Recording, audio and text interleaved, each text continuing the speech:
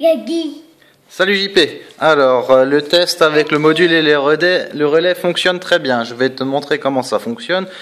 Donc ici, tu as la batterie qui est reliée à un USB. C'est simplement pour alimenter le récepteur, qui lui est branché avec les 4 sur le module de commutation 2x4 CTI.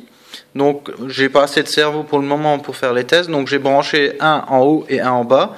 Donc, ces deux-là sont branchés sur la première voie du récepteur, donc celle-ci. Donc, les deux, je vais pouvoir les faire commuter. Donc là, il y a mon petit système avec l'électronique de cerveau, qui est bien sûr connecté à la voie numéro 5 de mon récepteur.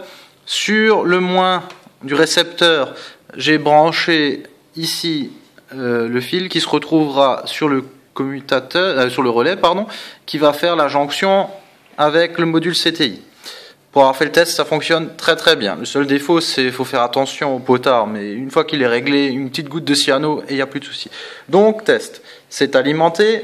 Donc, si je bouge le gaz, parce que j'ai programmé sur le gaz, tu as le premier cerveau qui se met en route. Le deuxième ne bouge pas.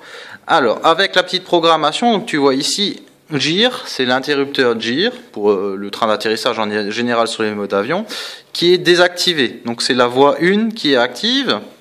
Et donc si j'active ce petit bouton là, tu as ceci qui se met en gras. Donc c'est le GIR désactivé. Et on a, quand je bouge ce manche, le deuxième cerveau qui se met en route. Donc si je commute, on a le premier, j'appuie de nouveau. On a le deuxième. Donc si on branche tous les cerveaux, on arrivera exactement au même résultat avec à la fois 1, 2, 3, 4 channels. Donc ce sera toujours le 1, le 2, le 3, le 4 qu'on pourra commuter avec ce petit bouton là. J'espère que ça te plaît. Je mets ça en ligne et je t'envoie un message. Salut!